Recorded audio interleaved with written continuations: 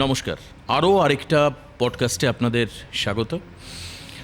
আর আমাদের তো পডকাস্টের উদ্দেশ্যই এখন এটা, আমরা আগে করেছিলাম প্রার্থীদের নিয়ে বিধানসভা নির্বাচনের আগে, আর এখন আমরা জয়ী দলের বিধায়কদেরকে মানুষের সঙ্গে পরিচয় করাতে চাই। এই কারণের জন্য এই অনুষ্ঠান খুব গুরুত্বপূর্ণ, যাতে আপনার এলাকার জয়ী বিধায়ক, যাকে আপনারা সংখ্যাগরিষ্ঠতা দিয়েছেন, ভোট দিয়েছেন, জিতিয়েছেন, সেই মানুষটি আপনার বিধানসভার জন্য কি করতে পারে, তার কি পরিকল্পনা রয়েছে, তিনি কি ভাবছেন, এই কারণের জন্য হচ্ছে এই পডকাস্টের আজকের এই অনুষ্ঠান। পরিচয় করাবো পরে, কিন্তু তার আগে ঘটনাচক্রে বলতে হয় আমি তো ভারতবাসী হিসাবে সবথেকে বেশি গর্ব অনুভব করি, আর তারপরে আমি গর্বিত হই যে এই রাজ্য পশ্চিমবঙ্গ, যেখানে আমার জন্ম হয়েছে, আমি একজন পশ্চিমবঙ্গের নাগরিক। রঙিন পশ্চিমবঙ্গ, আমি তো দেখেছি different colour, different vibration, different culture, লোক সংস্কৃতি থেকে শুরু করে স্বাধীনতা আন্দোলন থেকে শুরু করে, এই বাংলায় এমন এক বাংলা যেখানে সাহিত্যেও মানুষ নোবেল পান, অর্থনীতিতেও মানুষ নোবেল পান। কিন্তু সেই বাংলার ঐতিহ্যের কথা আমরা কখনো কদিঞ্চিত হয়তো ভুলে গেছি। নানান প্রশ্ন উঠেছে বাংলা, বাঙালি, বাংলার অস্তিত্ব নিয়ে। গত রাজনৈতিক যে 15 বছর, অর্থাৎ প্রায় 1.5 দশক, এবং তার আগের প্রায় 34 বছর বাংলা কেমন ছিল সেটা আপনারা বেটার জানেন। একটা ছোট্ট কথা বলি, যে আজকে আমি যার সঙ্গে আপনাদের কথা বলাবো বা পরিচয় করাবো, সালটা হচ্ছে 2015 সাল। হঠাৎ করেই অফিসে আমার অ্যাসাইনমেন্ট আসলো যে এরকম কাটোয়া যেতে হবে, বর্ধমানের কাটোয়া। তো কিসের জন্য যাওয়া আমি জিজ্ঞেস করতেই জানতে পারলাম যে কাটোয়ার কার্তিক লড়াই, সেটা কাভার করতে যেতে হবে। আমার একটা অসাধারণ অভিজ্ঞতা, যখন কলকাতা থেকে গাড়ি করে বেরিয়েছি, লাইভ টেলিকাস্ট ছিল, আমার আজও মনে আছে। তখনও বুঝতে পারিনি, কিন্তু কাটোয়ায় যখন পৌঁছলাম তখনও ফাঁকা একদম, পুরো স্বাভাবিক, কাটোয়া স্বাভাবিক জনজীবন চলছে। কিন্তু সন্ধ্যার পর থেকে যে প্রসেশন, আমাদের মাচা বেঁধে দেওয়া ছিল একটা বাড়ির চাল, কার্নিশের উপরে, সেখান থেকে আমরা ক্যামেরা করেছিলাম। পুরো রাত প্রায় 2:30-3টে পর্যন্ত কার্তিক লড়াই চলল। অসাধারণ একটি ভাইব্রেশন, একটা অনন্য সাধারণ অনুষ্ঠানের সঙ্গে আমরা পরিচিত হলাম এবং সারা বাংলার মানুষকে পরিচয় করালাম। আজ সেই কাটোয়ার বিধায়ক কৃষ্ণ ঘোষ আমাদের সঙ্গে সরাসরি এই পডকাস্টে এসে উপস্থিত হয়েছেন। কৃষ্ণদা, আপনাকে স্বাগত জানাচ্ছি। নমস্কার।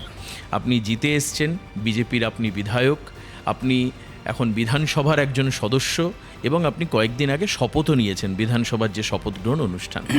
আপনি আমাকে বলুন যে এই যে আপনার জয়, এই জয়ের যে লড়াই, কার্তিক লড়াই আর আপনাদেরও লড়াই, এই লড়াইতে আজ এখন জয়ের পর এই মুহূর্তে দাঁড়িয়ে কোন কথাটা সব থেকে বেশি আপনার মনে পড়ছে এখন? যখন আমি প্রথম প্রচারে বার হই, আচ্ছা, সাধারণ মানুষের মধ্যে একটা আতঙ্ক ছিল, আচ্ছা, ভয়। বার হয়ে আমার সঙ্গে এসে দেখা করার সাহসটাও দিয়েছিল না প্রথম। যত দিন যায় আস্তে আস্তে প্রচার বাড়তে থাকে, মানুষের মধ্যে বিশ্বাস। মানুষ কাটোয়া থেকে, যিনি শাসক দলের বিধায়ক ছিলেন বা শাসক দল থেকে মুক্তি চেয়েছিলেন ভেতরে। এটা কি করে বুঝলেন?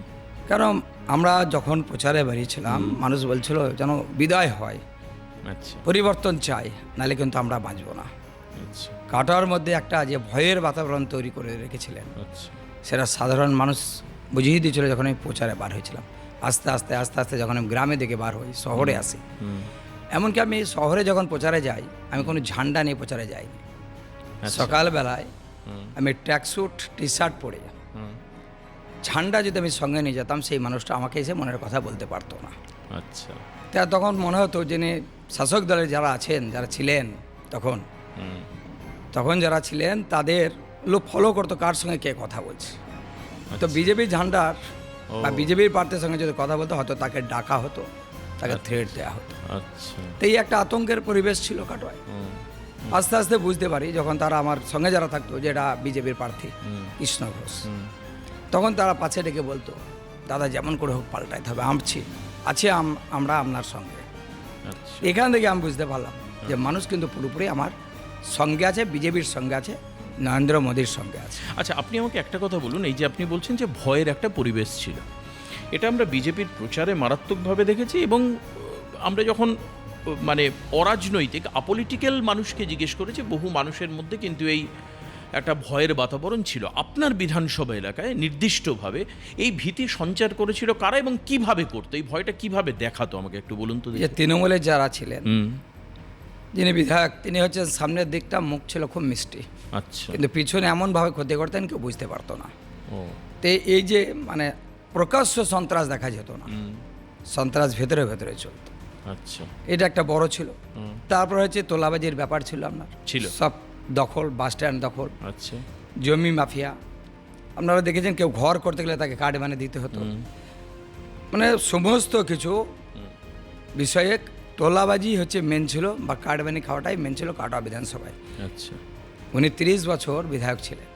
আচ্ছা, এই 30 বছরে উনি কাটোয়ারবাসীর জন্য এমন কিছু উনি করেননি। উনি একটা জিনিস করেছেন, কাটোয়ার মানুষকে পুরো ভীত সন্ত্রস্ত করে রেখেছিলেন, যাতে কেউ এসে সামনে না বলতে পারে। আচ্ছা, আর যদিও কেউ বলে ফেলতো, তিনি পরে ভাবতেন যে আমি কি ভুল কাজ হয়তো করে ফেলেছি, সত্য কথা বলা যাবে না। এখন আমার কাছে বহুতজন আসছে এরকম, আচ্ছা, এরকম বহুতজন এসছে যাদের জায়গা দখল করে নিয়েছে, তারা বলতে পারেনি, কোনোখানে ন্যায় পায়নি, কোনোখানে অফিস করেছে, কোনোখানে তৃণমূলের নেতারা দখল করে বিল্ডিং টিল্ডিং করেছে। পুলিশের ভূমিকা মানে কি ছিল তাহলে জেল কাটোয়াতে? দেখুন, কাটোয়া এলাকায় তৃণমূলের আমলে শুধু কাটোয়ায় না, সারা পশ্চিমবঙ্গের পুলিশের ভূমিকা আপনারা জানেন, দেখেছেন, নামেই ছিল পুলিশ। তখন নেতা যেটা বলে দিত তার বাইরে কি কিছু করতে পারতো না, যেটুকু বলতেন তার বাইরে করলে তার হয়তো সেখান থেকে বদলি হয়ে যেত। অনেক এরকম অফিসার ছিলেন যারা হয়তো এসে কাজ করার চেষ্টা করতেন, তাদের সরিয়ে দিতেন, কারণ ওনার বাইরে যাওয়া যাবে না। আচ্ছা, কিন্তু এই মুহূর্তে আপনি দেখবেন কাটোয়াতে পুলিশের ভূমিকা, ওই পুলিশ, তাদের ভূমিকা পরিবর্তন হচ্ছে। আচ্ছা, আমাকে একটা কথা বলুন তো কৃষ্ণদা, এই যে 21-এর বিধানসভার পরে যেবার আপনাদের তুমুল একটা হাওয়া ছিল যে বিজেপি প্রায় জিতে যায়, এবং 21-এর বিধানসভার পরেই সব থেকে বেশি ভোট পরবর্তী হিংসা এবং রক্ত ঝরল বিভিন্ন জায়গায়। কাটোয়াতে এই ধরনের ঘটনা ঘটেছিল? অবশ্যই। ভোট পরবর্তী হিংসা, মারধর, বাড়ি ছাড়া, কি হয়েছিল তখন? আর আপনি এবার জেতার পরে কি সেই প্রতিহিংসা নিলেন, নাকি কি করলেন এবার? মানুষ চেয়েছিল পরিবর্তন, বেশ, সে পরিবর্তন 4 তারিখে পরে মানুষ দেখতে পেয়েছে। কোনোখানে সন্ত্রাস নেই, কাউকে বাড়ি ঘর ছাড়া হতে হয়নি, কারো বাড়ি জ্বলেনি, কারো দোকান দখল হয়নি। একদম নিশ্চিন্তে আমি নিজে যখন কাউন্টিং হচ্ছিল সেখানে আমি নিজে ভেতরে উপস্থিত ছিলাম। এমনকি যখন সকালে আমরা গণনা কেন্দ্রে পৌঁছাই, তৃণমূলে যারা এসেছিলেন এজেন্ট, তারা আমাদের বসতে মানে দেবে না এরকম মনোভাব। আচ্ছা, আস্তে আস্তে আস্তে যখন আমি প্রথম থেকেই লিড পাই, আচ্ছা, 10টার পর আমি 1.5 ঘন্টা প্রায় গণনা কেন্দ্র বন্ধ রেখেছিলাম, কারণ সেখানে যে সিস্টেম ছিল, যারা স্কুল শিক্ষক বা পৌরসভায় যারা কর্মরত তারা ওখানে থাকবেন না। আচ্ছা, তো এখানে আমি যখন অভিযোগ জানাই, তারপরে যারা দায়িত্বে ছিলেন বললেন যে এইভাবে তো আমরা এখনই করতে পারি না, এটা আপনি গণনা শুরু করতে না, যতক্ষণ না হবে আমি যাব না। আচ্ছা, তো লাস্টে যখন আমাকে অবজারভার এসে বললেন যে আপনি করুন, দেখুন সব ঠিক, আমরা করবো, আপনি অভিযোগ একটা করে দিন, এটা করার পর শুরু করলাম। সেখানে শুরু হওয়ার পরে আস্তে আস্তে যখন ফার্স্ট রাউন্ড থেকেই আমার লিড শুরু হয়ে যায়, 10টার পর আস্তে আস্তে ওদের মনোভাব চেঞ্জ। মানে কোন এলাকাটা থেকে সবচেয়ে বেশি ভোট পেলেন কাটোয়া? সব থেকে বেশি প্রপার কাটোয়া শহর। আচ্ছা, শহরের ভোটটা বেশি? শহর 2 পৌরসভা, ডাইহাট কাটোয়া 2 পৌরসভা, গ্রামীণ ক্ষেত্রেও ভোটে মাইনাস ছিল। আচ্ছা দাদা, এই দাইহাট কথাটা বললেন, মনে পড়লো দাইহাটের রাস তো অসাধারণ, মানে আমি রাসও একবার কভার করতে গেছি, মানে একটা মিলন ক্ষেত্র আর কি, মানে দেখে যেটা মনে হয় ভেরি কালারফুল। কাটোয়া এমন একটা জায়গা যেখানে চৈতন্য মহাপ্রভু দীক্ষা নিয়েছিলেন কাটোয়া কেশব ভারতী। এমনকি আমি যে গ্রামের বসবাস করি, আমার গ্রামের যে প্রত্যেক ভিটে যেটা বাড়ি, সেটা হচ্ছে স্বয়ং চৈতন্য মহাপ্রভু গোপীনাথ, যে অগ্রদেব গোপীনাথের মন্দির আপনি নাম শুনেছেন, উনি নিজে ওই বিগ্রহ প্রতিষ্ঠা করেছিলেন, পরম তীর্থস্থান। কাটোয়া বিধানসভা সার্বিকভাবেই একটা মানে ধর্মীয় স্থান বলতে পারেন, যেখানে মানুষ তীর্থের জন্য যায়, যে আপনার চৈতন্য মহাপ্রভু, অগ্রদেব গোপীনাথের মেলা, মাধাইতলা, এরকম ডাইহাট, মানে সমস্ত জায়গাটাই কাটোয়ার যে আপনার সংস্কৃতি পুরোটা আমাদের সনাতন সংস্কৃতির মধ্যে একদম ভরপুর আছে। সেখানে গেলে আপনি গিয়েছেন, আপনি দেখেছেন। মুসলিম অধ্যুষিত এলাকা নেই? মুসলিম আছে। আচ্ছা, একদম আপনার সিংহে যে অঞ্চল আছে সেখানে আমরা পেকুয়া, ভাড়না, লোহপতা, পাঁচফোড়া এরকম অনেক গ্রাম যেখানে আছে একচেটিয়া সংখ্যালঘু গ্রাম। আচ্ছা আচ্ছা, কিছু মনে করবেন না, আমি এই কোশ্চেনটা করছি। এই যে আপনি বললেন না যে ট্র্যাকস্যুট পরে আর গেঞ্জি পরে শু পরে আপনি মাঠে ময়দানে যেতেন, ঠিক এরকমই একজন বিজেপির দাবাং নেতা আছেন। এবার ওনার নাম হয়তো আপনি জানেন, আপনি কি ওনাকে ফলো করেন নাকি উনি কৃষ্ণ ঘোষকে ফলো করেন, কি মানে ব্যাপারটা কি? বিজেপির সেই নেতার নাম আর বলার দরকার নেই, তিনি গ্রামোন্নয়ন দপ্তরের দায়িত্ব পেয়েছেন। আমি ওনাকেই ফলো করবো, আমাকে উনি কেন ফলো করবো? আমার আদর্শ বলতে পারেন, গুরু বলতে পারেন, আচ্ছা, ওনাকে আমি ফলো। উনি তো দেখলাম কয়েকদিন আগে জাল দিয়ে মাছ ধরছে, ওনার আর এই মানে হাফ প্যান্ট পরে টি শার্ট পরে কলকাতার ইকো পার্কে গিয়ে ব্যায়াম করার ছবি তো আমরা মানে মিডিয়াতে দেখিয়ে বহুবার দেখানো হয়েছে। দেখুন, মানে উনি হচ্ছে আপনার আইডিয়াল, কেন ওনার কি ভালো লাগে? দেখুন, সবটাই উনি যা বলেন পরিষ্কার বলেন, সামনে বলেন, পিছনে বলেন না, আচ্ছা, এটাই পছন্দ, আর আমি এটাকেই মেনে চলেছি।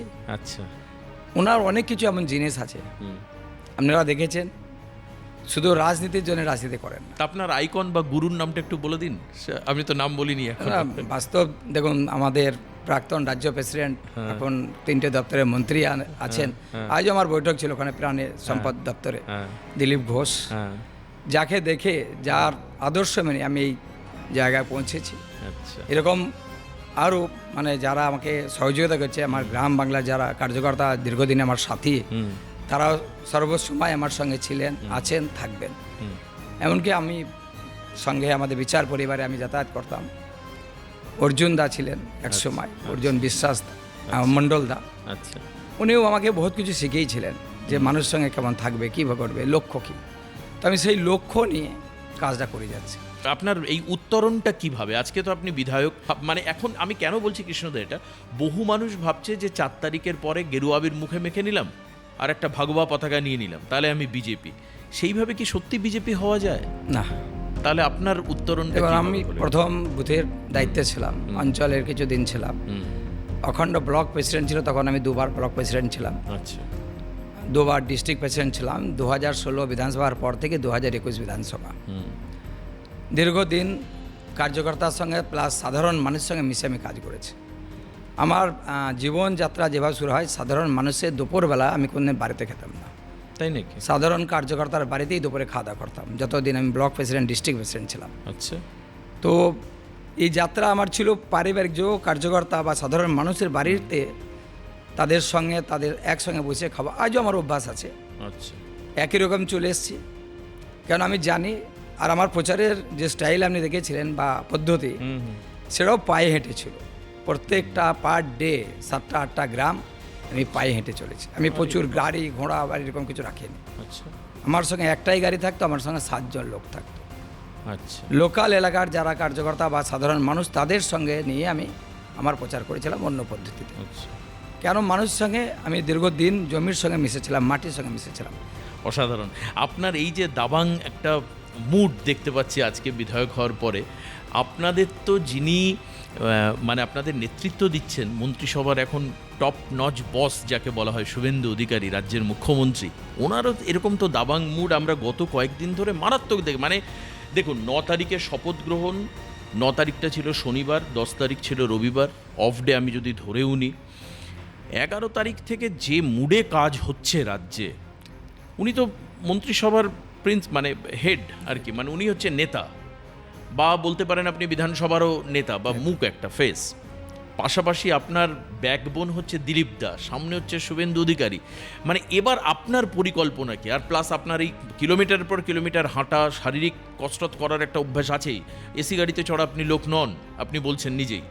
সেখানে আপনার লক্ষ্যটা কি? মানে এই দুজনকে সামনে রেখে রাজ্য কোন দিকে এগোতে পারে, রাদার কাটোয়া বিধানসভার জন্য? সব থেকে বড় কথা হচ্ছে, সত্যিই আমরা গর্বিত, মানে এমন সময় আমরা পার্টি আমাদের ক্ষমতা এসছে, আর এমন একজনকে আমরা মুখ্যমন্ত্রী হিসাবে পেয়েছি। আচ্ছা, যিনি হচ্ছেন লড়াকু, যিনি যেটা মুখে বলেন সেটা করার ক্ষমতা রাখেন। খুব অল্প সময়ের মধ্যে তিনি দেখিয়ে দিচ্ছেন কিভাবে শপথের পর মন্ত্রিসভার যে যাদের দায়িত্ব দেওয়ার দরকার, একদম তুরন্ত এরা মানে ভাবার বাইরে। আর যে সিদ্ধান্তগুলো আপনারা দেখেছিলেন, যে আরজি করে যারা মানে বাধা দিয়েছিল, যেসব অফিসার ছিল তাদের সাসপেন্ড হওয়া, ফাইল খোলা। 3 জন আইপিএসকে একদিনে, অভিষেক গুপ্তা, ইন্দিরা মুখোপাধ্যায় এবং বিনীত গোয়েল বিনীত। একদিনে একদিনে সাসপেন্ড হলো, এবং যে 3 জন ডাক্তার তারা আন্দোলন করেছিল, যাদেরকে বদলি করা ছিল, তাদের আবার ফার্দার ফিরিয়ে নিয়ে আসলো, স্বাস্থ্য দপ্তর নোটিশ করে তাদেরকে ফেরালো। এসব তো আছেই। তার সঙ্গে একটা গুরুত্বপূর্ণ ঘটনা যেটা পার্ক সার্কাস মানুষ দেখলো, দীর্ঘদিন মানুষের অভ্যেসের বাইরে চলে গিয়েছিল এই মানে যেভাবে উচ্ছৃঙ্খলতা, রাস্তা আটকানো, পুলিশকে ইঁট মারা, গাড়ি ভাঙচুর করা, এই যে নিউসেন্স যারা করতো, এই যে ভ্যান্ডালিজম, ব্রুটাল অ্যাপিয়ারেন্স যাদের ছিল, তাদের বিরুদ্ধে কি ব্যবস্থা? দেখছেন আপনি নিশ্চিন্তে হ্যাঁ। পুরোপুরি পরিষ্কার কথা আমাদের মুখ্যমন্ত্রী বলে দিয়েছেন। কেন পশ্চিমবঙ্গবাসী যেটা চেয়েছিল সেটা কিন্তু সব কিছুই সফল হবে আর খুব সুন্দরভাবে হবে। দেখুন, উনি প্রথম হচ্ছে শুধু পার্ক স্ট্রিট নয়, আপনি কাটোয়ার ঘটনা দেখেছেন, মুর্শিদাবাদ, সমস্ত জায়গা, মালদা, শামসেরগঞ্জ, সুতি। শামসেরগঞ্জ, সমস্ত কামদুনি থেকে নিঃসব মোথাবাড়ি বিচার পাবে। দ্বিতীয় হচ্ছে কাটমানি বন্ধ, তোলাবাজ বন্ধ, বালিরাজ যে কয়লা, বালি, গরু, এটা আপনার বিধানসভার ক্ষেত্রেও বলছেন? আমার একদম পরিষ্কার, একদম আপনি কি আমার ইনস্ট্রাকশন দিয়ে দিয়েছেন অলরেডি? একদম। আচ্ছা আমি তো বললাম আপনাকে যে আগের পুলিশ পরিবর্তন হচ্ছে। আচ্ছা। বালি মাফিয়া শ্রমিকদা এর মধ্যেই বলে দিয়েছেন যে শ্রমিক ভট্টাচার্য রাজ্যের প্রেসিডেন্ট, উনি এর মধ্যে বলেছেন যে আপনাদের কোনো শ্রমিক ইউনিয়ন নেই। পাশাপাশি এই যে অটো, টোটো, তার থেকে যে টাকা তোলা বা রাস্তায় একটা ছোট্ট দোকান নিয়ে বসছে তাকেও টাকা দিতে হবে, এগুলো আপনি বিধায়ক হিসেবে কি নির্দেশ দিয়েছেন? পুরোপুরি বন্ধ, কোনো রকম তোলা চলবে না। যদি বিজেপিরও কেউ করে তার বিরুদ্ধে ব্যবস্থা নেওয়া হবে, আচ্ছা। একদম পরিষ্কারভাবে। আপনার সঙ্গে পাশে থাকা লোকটা যদি করে তার বিরুদ্ধে আমার ব্যবস্থা? পাশে জানি জনগণ আছে, আমি জনগণ আমাকে ভোট দিয়েছে, জনগণ আমাকে জিতিয়েছে, যে বিশ্বাস আমি দিয়েছিলাম জিতার আগে সেই কাজগুলো আমি করব। এখানে আমার কোনো চিন্তা, কারণ রাজ্যের মুখ্যমন্ত্রী তিনি সর্বদা পাশে আছেন, তিনি বলেই দিয়েছেন কোনো রকম কার্ড মানে বরদাস্ত মানে নয়, আপনিও জিরো টলারেন্স? একদম। তৃতীয় হচ্ছে আমার রাজ্যের প্রেসিডেন্ট শ্রমিক দা, আচ্ছা। সত্যিই আমরা পরম সৌভাগ্য আমারও যে ওনার সঙ্গে আমি কাজ করতে পারছি আজ। উনি এমন একজন ব্যক্তিত্ব, এটা আপনারা জানেন, উনিও স্পষ্টভাবে বলেন। আমার মুখ্যমন্ত্রী, আমার স্টেট প্রেসিডেন্ট, এমনকি আমাদের দিলীপ দা প্রাক্তন যিনি প্রেসিডেন্ট ছিলেন, আজ মন্ত্রী, এই 3 জন ব্যক্তি, এমনকি আমাদের সুকান্ত দাও আছেন, আজ চারো মাথা এক জায়গায়। মানে একটা গোল্ডেন টাইমে আপনি বিধায়ক হয়েছেন আর কি। এবার বলুন যে বিধায়ক হিসাবে আপনার এখন কিন্তু এই পডকাস্ট কাটোয়ার বহু মানুষ হয়তো দেখছেন, তাদের জন্য আপনার মনে কি ভাবনা আছে, কি পরিকল্পনা? Maybe it will come step, কিন্তু কি ভাবনা রয়েছে? কাটোয়ার জন্য প্রথমেই আমি প্রচারে যেটা বলেছি, কাটোয়ার সবথেকে বড় যেটা সমস্যা, একটা রেল ব্রিজ, যেটা হচ্ছে রেল লাইন আছে, তার যাতায়াতের দীর্ঘ সময় মানুষকে ভুগতে হয়। আচ্ছা। সেই রেল ব্রিজ মানে লেভেল ক্রসিং এ দাঁড়িয়ে থাকতে হয়? হ্যাঁ, একদম দীর্ঘ টাইম, অনেক সময় পেশেন্ট কি হয় হসপিটাল পৌঁছাতে পারে না, একটাই রাস্তা মেন, ওটা মানে স্কুলে যেতে পারে না, কেউ হসপিটাল পৌঁছাতে পারে না, এই একটা বড় সমস্যা রেল ব্রিজ। দ্বিতীয় হচ্ছে স্বাস্থ্য ব্যবস্থা, যেটা পুরোপুরি শেষ, কার্ড মানে খেয়ে তার অবস্থা পুরো শেষ হয়ে গেছে, কোনো চিকিৎসা সেরকম নেই, তার পরিবর্তন করা, তাকে যাতে উন্নত মানের চিকিৎসা পায়, আমরা কথাও বলছি আমাদের মুখ্যমন্ত্রীর সঙ্গে বা স্টেট প্রেসিডেন্ট সবার সঙ্গে। দ্বিতীয় হচ্ছে আপনার যুবক যুবতী যাদের পরিযায়ী শ্রমিকে অন্য রাজ্যে কাজ করতে যেতে হয়, যাদের কাটোয়াতে একটা কর্মস্থানের ব্যবস্থা হোক, যারা যুবক যুবতী তাদের জন্য একটা চিন্তা করা। দ্বিতীয় হচ্ছে যে নদিয়া বর্ধমান, আমি যেটা বলেছি যে একটা ব্রিজ, গঙ্গা ভাগীরথী নদী আছে, যাতে ওর যোগাযোগের ব্যবস্থা করা যায়। আর সবথেকে যে বড় সমস্যা যেটা যে ড্রেন, যে জল নিকাশির ব্যবস্থা, বর্ষা হলেই কাটোয়া ডুবে যায়। এমনকি নারী সুরক্ষা, যেটা সবথেকে বড় কথা আমরা বলি, আমাদের প্রধানমন্ত্রী বলেন, সেই মা বোনদের সম্মান যাতে সুরক্ষিত থাকে, যাতে তারা আরামসে দিনরাত ঘুরতে পারে, কোনো রকম তাদের উপর অত্যাচার না হয়। মানে এগুলো হবেই, আপনি এগুলো জিরো টলারেন্স দিয়ে দেখেন? একদম 100%। আমার দীর্ঘদিন সংবাদ মাধ্যমে কাজ করার সুবাদে আপনার এলাকায় আমার যে জেলা প্রতিনিধি কাজ করেন তিনি আমার থেকে অনেক সিনিয়র, অরূপ সেনগুপ্ত। অরূপদা মাঝে মধ্যে আমাদের এরকম ছবি পাঠিয়েছে, দাদা আমি আপনার নলেজে নিয়ে আসছি, আপনি যেহেতু বিধায়ক, সেটা হচ্ছে ওখানকার প্রাইমারি শিক্ষা, অঙ্গনবাড়ি কেন্দ্রগুলো, মানে যেগুলো ধরুন আইসিডিএস সেন্টার, আমার যেটুকু মনে পড়ছে এখন, আমার যেটুকু স্মৃতিতে দীর্ঘদিনের আমার এই অভিজ্ঞতায়, কাটোয়ার একাধিক জায়গা আছে যেগুলোর কোনোটা হয়তো চাঙড় ভেঙে পড়ছে, কোনোটা ছাদ ভেঙে পড়ছে, মানে সেগুলোর অবস্থা গত 15 বছরে যেন আরও দৈন্যদশায় চলে গেছে।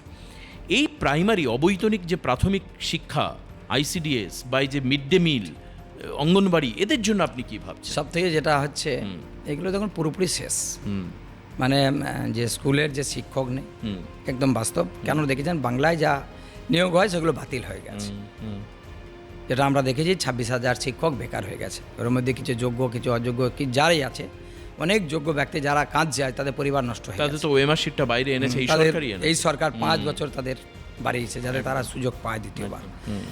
উপস্বাস্থ্য কেন্দ্র আছে গ্রাম বাংলায় অনেক, যারা গ্রামের মানুষ চিকিৎসা পায় না সেগুলোকে যাতে রিফার করা হয়, সেখানে ডাক্তার বসে, সেগুলো আমরা চর্চা করেছি। এমনকি আমাদের মুখ্যমন্ত্রীর সঙ্গে একটা বৈঠকে আমরা বলেছি, ডিএমের সঙ্গে আমাদের মিটিং হয়েছে, উনি ডিএমএম ছিলেন, এসডিও স্যার ছিলেন, সবারই সঙ্গে আমরা কথা বলি। দ্বিতীয়, আপনার গ্রাম বাংলায় যে গঙ্গা, আমি যে গ্রামে বাস করি, আমার যে গ্রাম যেটা বাড়ি, সেখানে ভাগীরথী নদী আছে, যেটা আমি বলেছিলাম যে অগ্রদ্বীপ গ্রাম, সাধুগঞ্জ চর, এরকম কাটোয়া থেকে পুরোটাই আমার বিধানসভা একদম চারি সাইডে গঙ্গা আছে, এক সাইড মানে যেটা আছে সেই যে যাতে বর্ষাকালে, যেটা তৃণমূলের সরকারের আমলে ছিল, বর্ষা হলেই কার্ড মানে খাওয়ার জন্য খাঁচা আর ওই পাথর ছোটো ছোটো দিয়ে একটু ফেলে দিত, প্রচুর টাকা কার্ড মানে চলতো। আমি পরিষ্কার প্রথম মিটিংয়েই বলে দিয়েছি এটা বর্ষার জন্য নয়, এখন থেকে কাজ স্টার্ট করতে হবে, যাতে বর্ষার সময় মানুষ আরামে বাড়িতে একটু ঘুমাতে পারে, কারণ ওখানে বালি বেশি আছে, তার জন্য রাত অনেক কিছু ভেঙে যেতে পারে। এগুলো একটা ভাঙনের সমস্যাও একটা আছে, ভাঙনের সমস্যা গ্রাম বাংলা অনেক, যেটা হচ্ছে আপনার গৌরডাঙ্গা বলে একটা গ্রাম আছে, গৌরডাঙ্গা থেকে ঘুমোর, এই রাস্তা কোনো দিনে ভালো হয় না, ওখানে যদি কোনো মানুষ হসপিটাল আসতে হয় সে মনে হয় রাস্তা দিয়ে শেষ হয়ে যাবে, কেন রাস্তা এত খারাপ। এমন সুদপুর সাইডে কিছু রাস্তা আছে, মানে গ্রামীণ ক্ষেত্রে যেগুলো আমার যেটা বলা ছিল যে সন্ধ্যের পর যে গ্রামে অন্ধকার হয়, যাতে সেটার জন্য আমরা মনে মনে রাস্তার লাইটের ব্যবস্থা করতে পারি সোলারের মাধ্যম, যাতে গ্রামের মানুষও মনে করে আমি শহরে বসবাস করছি, গ্রাম থেকে যে আদর্শ গ্রাম বানাবার একটা চিন্তা। হয়তো সেটা আমি একবারে করতে না পারলেও আমার কিছু গ্রামকে আমাকে আদর্শ গ্রাম হিসাবে বাঁচতে হবে। আপনাকে মানুষ ভোট দিয়েছেন 5 বছরের জন্য, 5 দিনের জন্য নয়, কাজে আপনার কাছে এখনো 5 বছর সময়, এটা মানুষও বুঝবেন নিশ্চয়ই যে একবারে ইনফ্রাস্ট্রাকচারাল ডেভেলপমেন্ট কখনো সম্ভব নয়। দ্বিতীয় হচ্ছে প্রাইমারি শিক্ষাটা একটু বলুন, প্রাইমারি যে শিক্ষা, অঙ্গনওয়াড়ি, এগুলো যেগুলো আছে, এগুলো নিয়ে আপনারা দেখছেন যে আমাদের মুখ্যমন্ত্রী উনি পরিষ্কারভাবে সব ক্লিয়ার করেছে, যাতে সবাই ঠিকঠাক টাইমে যায় আর যাতে নিয়োগ হয় খুব তাড়াতাড়ি। যেসা পশ্চিমবঙ্গে যে 25শে ডিসেম্বর যেটা আমাদের স্বরাষ্ট্রমন্ত্রী বলেছিলেন যে পশ্চিমবঙ্গের সমস্ত খালি পদ সেটা পূরণ করার কথা উনি বলেছেন, তা আমরাও ভারতীয় জনতা পার্টি যে কথা বলে সেটা কিন্তু পূরণ করে, এটা আপনারা দেখেছেন, শুধু পশ্চিমবঙ্গের ক্ষেত্রে নয়, কাশ্মীর ক্ষেত্রে দেখেছেন, রাম মন্দির ক্ষেত্রে দেখেছেন। তো পশ্চিমবঙ্গে যা যা প্রতিশ্রুতি দিয়েছেন, এমনকি মহিলাদের জন্য যে সুরক্ষার কথা, যে সরকারি বাসের যে পরিষেবা, মহিলা 3000 টাকা, যে অন্নপূর্ণা, সমস্ত কিছু যে ব্যাপার, মানে এগুলো সবটাই আপনার বিধানসভা এলাকায় ইমপ্লিমেন্ট করার দায়িত্ব আপনার। হ্যাঁ, এবার হবে একটাই কারণ, যেহেতু ডবল ইঞ্জিন সরকার, কেন্দ্রে বিজেপি সরকার আর রাজ্যে বিজেপি সরকার। কেন দেখুন, যখন এই সরকার তৃণমূল সরকার পশ্চিমবঙ্গে ছিল, আয়ুষ্মান যোজনা এখানে লাগু করতে দেয়নি, অনেক গরিব মানুষ চিকিৎসার জন্য পয়সার অভাবে মারা যেত, সেটা কিন্তু এবার সম্ভব, ফর্ম চালু হয়ে গেছে। তাহলে আমরা যা যা বলেছি, কদিন সরকার হলো বলুন। কৃষ্ণদা, বাড়ি পাওয়ার ক্ষেত্রে একটা বিরাট সমস্যা রয়েছে, এই যে আবাস যোজনার বাড়ি বহু মানুষ পায়নি, এটাও আমাদের প্রতিনিধি বহুবার দেখিয়েছে, কোনো বাড়ি ভেঙে পড়েছে, লোকটা পাওয়ার মতো যোগ্য মানুষ কিন্তু সে বাড়ি পায়নি। আপনি প্লিজ তাদেরকে একটু দেখবেন, মানে আমাদের এটা অনুরোধ, হয়তো আপনি দেখবেনই, কিন্তু এটা আমাদের রিকোয়েস্ট। একদম আপনি নিশ্চিত থাকুন, প্রধানমন্ত্রী আবাস যোজনায় কোনো নেতাগিরি চলবে না, কোনো নেতাকে কার্ড বানিয়ে দিতে হবে না, অটোমেটিক পাবে আর খুব সুন্দর ব্যবস্থায় পাবে। এবং এটা একদম অটল বিহারী বাজপেয়ীজিরও স্বপ্ন ছিল যে বেশ তাহলে এই সমস্ত জায়গার এখন সব থেকে বড়, লাস্ট এই প্রশ্ন করব যে সব থেকে বড় চ্যালেঞ্জ কোনটা হবে। কেন আমি বলছি কৃষ্ণদা, আপনি পেশাগতভাবে ব্যবসা করেন, আপনি হিসেব নিকেশ বা ব্যালেন্স শিটটা ভালো বোঝেন। এই রাজ্যের কিন্তু প্রায় 7.5 থেকে 8 লক্ষ কোটি টাকা দেনা রয়েছে, মানে ডেপ্ট রয়েছে। এই ডেপ্টের জায়গায় আপনাদের তো প্রচুর প্ল্যানিং রয়েছে, চোখে স্বপ্ন রয়েছে, মনে প্রত্যয় রয়েছে, সব কিছু আমি মেনে নিচ্ছি, কিন্তু এই টাকার চাহিদা সব থেকে বড় চ্যালেঞ্জ হবে না তো কাজের ক্ষেত্রে? দেখুন, প্রথম হচ্ছে যেহেতু কেন্দ্র রাজ্যের সরকার আছে, সহযোগিতা অবশ্যই হবে। আর আমাদের সবথেকে বড় প্রধানমন্ত্রী নিজে বলেছেন পশ্চিমবঙ্গের জন্য ভাববেন, এটা নিয়ে আমাদের কোনো চিন্তা করার নেই। আমার মুখ্যমন্ত্রী আছেন, আমরা হচ্ছে একজন সৈনিক, আর এই মুহূর্তে আমি একজন সেবক, যেটা জনগণের সেবক, যেটা আমার লক্ষ্য হচ্ছে আমি প্রধান যে মানুষগুলোকে প্রতিশ্রুতি দিচ্ছি, যে সংকল্প আমি নিয়েছি, সেগুলোকে আমার পূরণ করার প্রধান লক্ষ্য। করবেন। একটা ছোট্ট প্রশ্ন করে শেষ করব, সেটা হচ্ছে যে মুখ্যমন্ত্রী শুভেন্দু অধিকারী চাইছেন যে বিধানসভার অধিবেশন যাতে লাইভ স্ট্রিমিং হয়, টিভিতে যাতে মানুষ দেখে বুঝতে পারেন যে তার কাটোয়া বিধানসভা বা রাদার 200 যে বাদবাকি সমস্ত বিধানসভার যারা বিধায়ক তারা কি পারফর্ম করছেন। এটা কি আপনি মনে করেন যে খুব ভালো হলো এতে? একদম, আচ্ছা, অবশ্যই আমি তো মনে করি এটা হওয়া দরকার ছিল অনেক আগে, কিন্তু শাসক দল যারা ছিলেন তারা করেননি, কারণ তাদের তো লক্ষ্য এটা ছিল না, তাদের লক্ষ্য ছিল পকেট ভরা। মানুষ বা তার বিধায়ক কী করছে সেটা নয়, মানুষ কি পেলো না সেটা দেখেননি করে দিন। যদি দেখতো তাহলে কিন্তু আজকে যে আমাদের মুখ্যমন্ত্রী যেটা চিন্তা ভাবনা রেখেছেন, আমি মনে করি মানে এটার থেকে আর ভালো কিছু হওয়া চাই না। আমিও নিজেকেও গর্বিত মনে করবো যে আমি আমার এলাকায় কাজ করতে পেরেছি, আমার মুখ্যমন্ত্রী দেখছে, আমার পুরো টিম দেখছে। একদম। এবং সঙ্গে আপনার এলাকার যা যা ডিমান্ড সেটাও আপনি একদম আইনসভা কক্ষে সেগুলো তুলে ধরতে পারবেন। অবশ্যই অনেক অনেক ধন্যবাদ। আপনি সুস্থ থাকুন। আপনি যেভাবে মাঠে ময়দানে হেঁটে ঘুরেছেন কৃষ্ণদা, আপনার শারীরিক সুস্থতা আছে এই বিষয়ে কোনো সন্দেহ নেই, কিন্তু আগামী দিন আর দৌড় মানে এবার তো লড়াই শুরু হলো, মানুষের জন্য উন্নয়ন প্রত্যাশা পূরণ করতে হবে, সেই লড়াই আপনি লড়ুন। আমার খুব সম্ভবত মনে আছে ফুটবল মাঠে গিয়ে আপনি ফুটবলারদের সঙ্গেও কথা বলেছিলেন, এরকম একটা ছবি অরূপ তুলে পাঠিয়েছিল আমাদের প্রতিনিধি। তো সেই খেলার মাঠে তো 22 জন নয়, এখন হয়তো বহু মানুষের স্বপ্ন আপনাকে পূরণ করতে হবে, সবটাই আপনি করুন। সুস্থ থাকুন, আপনি দীর্ঘজীবী হন, ঈশ্বর আপনার মঙ্গল করুন আপনার বিধানসভার জন্য। আজকে এই অনুষ্ঠান এখানে শেষ করছি, আবার পরবর্তী পডকাস্টে আপনাদের সঙ্গে দেখা হবে। কৃষ্ণদাকে অনেক ধন্যবাদ, নমস্কার সবাই।